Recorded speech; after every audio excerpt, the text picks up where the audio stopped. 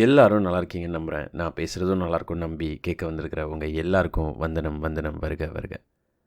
இந்த வாரம் நான் பிளான் பண்ணி வச்சுருந்த எபிசோடே வேறங்க. ஆனால் இந்த வாரம் தளபதி விஜய் அவர்களுடைய தமிழக வெற்றி கழகம் ஃப்ளாக் ஆந்தம் ரிலீஸ் ஆச்சு. அந்த ஃப்ளாக் ஆந்தம் நான் கேட்கும்போது அதில் நிறைய ரெஃபரன்சஸ்லாம் வச்சுருந்தாங்க. ஆனால் அவ்வளோ ரெஃபரன்சஸையும் தாண்டி எனக்கு ஒரு ரெஃபரன்ஸ் ஒரு சிந்தனையை கொடுத்துச்சுங்க.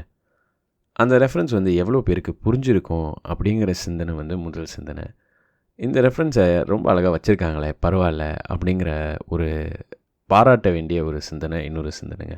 இப்போது ஜெனரலாக தளபதி ரசிகர்கள்லாம் பார்த்து ரசித்தது என்னென்னு பார்த்தீங்கன்னா, சிங்கப்பெண்ணேங்கிற பாட்டுக்கு ரெஃபரன்ஸ் வச்சு சிங்கப்பெண்கள் வரவேற்குதுன்னு எழுதியிருப்பாங்க. அதே மாதிரி ஆளப்போகிறான் தமிழங்கிற பாட்டுக்கு ரெஃபரன்ஸ் வச்சு அன்னைக்கே சொன்னோமே இது ஆளப்போகிற தமிழங்கொடின்லாம் எழுதியிருப்பாங்க.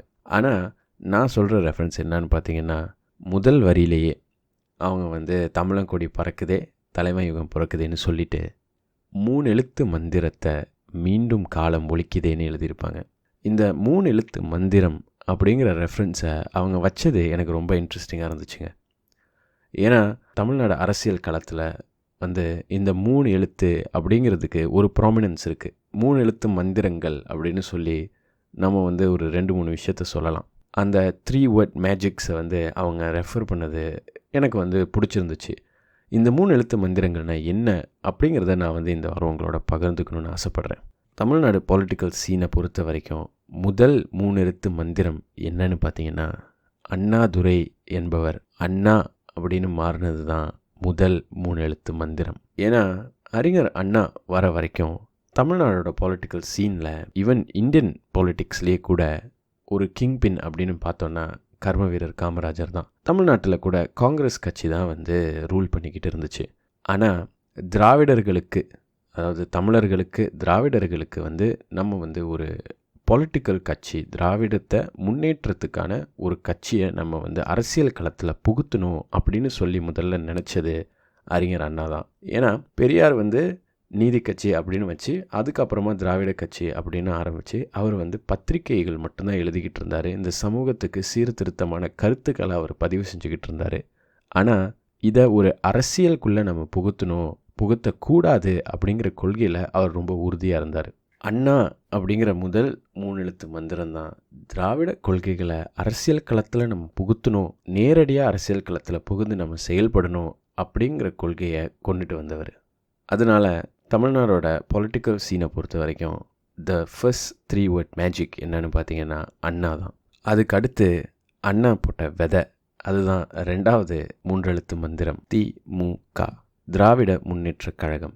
தமிழ் மொழியில் தமிழ்நாடு இதில் ஒரு 1% இன்ட்ரெஸ்ட் இருக்கிறவங்களாக இருந்தால் கூட உங்களுக்கு இந்த காலத்தில் திமுகனா என்னன்னு தெரிஞ்சிருக்கும், திராவிட முன்னேற்ற கழகம்னா என்ன அப்படிங்கிற ஒரு ஐடியா இருக்கும். அதனால் அதை பற்றிலாம் நான் ரொம்ப எக்ஸ்பிளைன் பண்ண தேவையில்லைன்னு நினைக்கிறேன். உடனே நான் திமுகன்னு சொன்ன உடனே நீங்கள் கேட்பீங்க, அடுத்தது மந்திரம்னு பார்த்தா அதிமுகவாச்சே, 4 எழுத்து கணக்கு சரி வரலையே நீங்கள் கேட்பீங்க. ஆனால் அது அப்படி கிடையாது. தமிழ்நாடோட பொலிட்டிக்கல் சீனில் 3வது 3 எழுத்து மந்திரம்னா எம்ஜிஆர். 3 எழுத்து கணக்கு கரெக்டாக வந்துருச்சா? அண்ணா, திமுக, எம்ஜிஆர், இவங்க 3 பேர் தான் என்னை பொறுத்த வரைக்கும் தமிழ்நாட்டு அரசியல் களத்தில், தமிழக அரசியல் களத்தில் 3 எழுத்து மந்திரங்கள். ஏன்னா இன்றைக்கி வரைக்கும் நீங்கள் தமிழ்நாடோட பொலிட்டிக்கல் சீனை எடுத்துக்கிட்டிங்கன்னா இவங்க 3 பேர் இல்லாமல் இருந்துருந்துச்சுன்னா இன்றைக்கி இருக்கிற பொலிட்டிக்கல் லேண்ட்ஸ்கேப் 1% கூட சிமிலராக இருக்க வாய்ப்பே இல்லை, சுத்தமாக வேறு மாதிரி இருந்திருக்கும். அதனால தான் இவங்க 3 பேரும் தமிழகத்தின் 3 எழுத்து மந்திரங்கள்னு நம்ம சொல்லலாம், தமிழக அரசியலின் 3 எழுத்து மந்திரங்கள்னு சொல்லலாம்.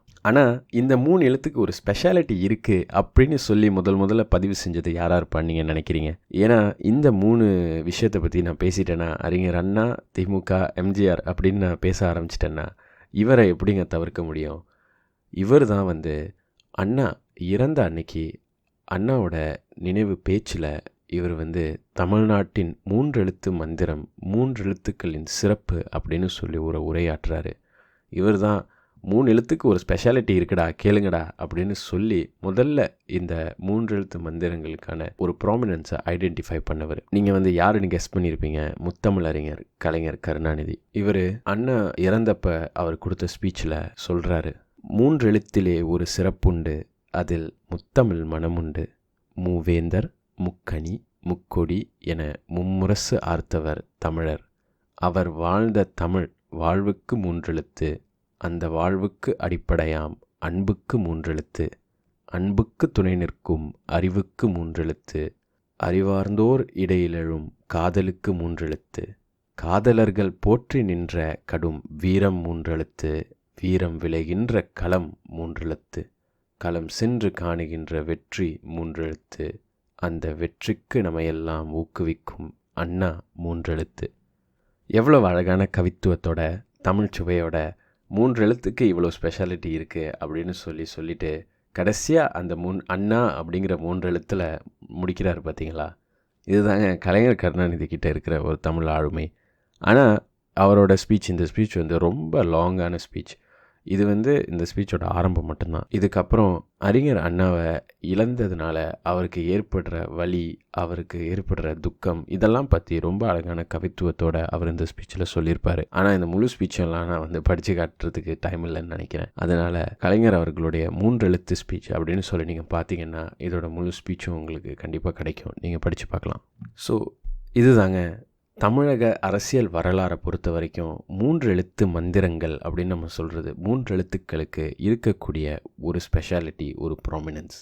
இதை தான் தமிழக வெற்றி கழகம் அப்படின்னு சொல்லி TVKன்னு ஆரம்பிச்சிருக்காங்கல்ல. இது ஒரு மூன்றெழுத்து கட்சி. அது மட்டும் இல்லாமல் கட்சியை ஆரம்பிக்கிறது தளபதி விஜய். விஜய் அப்படிங்கிற பேருக்கும் 3 எழுத்து தான். இதை தான் அந்த தமிழக வெற்றி கழகம் ஆந்தமோட பாட்டு லிரிசிஸ்ட் வந்து ரொம்ப அழகாக ரெஃபரன்ஸாக வச்சு நமக்கு புரிய வைக்க நினச்சிருக்காரு. தமிழ்நாட்டோட அரசியல் லேண்ட்ஸ்கேப்பை பொறுத்த வரைக்கும் இது வரைக்கும் 3 எழுத்து மந்திரங்கள்னு இவ்வளோ நிறைய விஷயங்கள் இருந்திருக்கு. ஆனால் மறுபடியும் வரலாறு 3 எழுத்து மந்திரங்களை தமிழ்நாடு பொலிட்டிக்கல் சீனில் புகுத்துது, கவனிச்சிக்கங்கன்னு சொல்லி அவர் ரொம்ப அழகாக ஒரு பொலிட்டிக்கல் ப்ரொபகண்டாவை செஞ்சுருக்காரு. அது வந்து ரசிக்கக்கூடிய விஷயம்னு நான் நினைக்கிறேன். இருந்தாலும் இந்த முயற்சி வந்து ஒரு வெற்றிகரமான முயற்சியாக இருக்குமா இல்லையா அப்படிங்கிறத பற்றி நீங்கள் என்ன நினைக்கிறீங்கன்னு கண்டிப்பாக என்னோட பகிர்ந்துக்கங்க. ஏன்னா நான் வந்து இந்த மாதிரி தமிழ் இதில் நல்லா இருக்குப்பா அப்படிங்கிற கருத்தை மட்டும்தான் பதிவு செய்வேன். அரசியல் கருத்தெல்லாம் பதிவு செய்ய மாட்டேன். பட் நீங்கள் என்ன நினைக்கிறீங்கன்னு கேட்குறதுக்கு நான் ஆவலாக இருக்கேன். அதனால் கண்டிப்பாக என்னோட பகிர்ந்துக்கங்க. அடுத்த வாரம் உங்களை மறுபடியும் சந்திக்கிறேன். அது வரைக்கும் சந்தோஷமாக இருங்க. சந்தோஷமாக இல்லைன்னா ஆல் இஸ் வெல் சொல்லிக்கோங்க. நன்றி. வாழ்க வளமுடன்.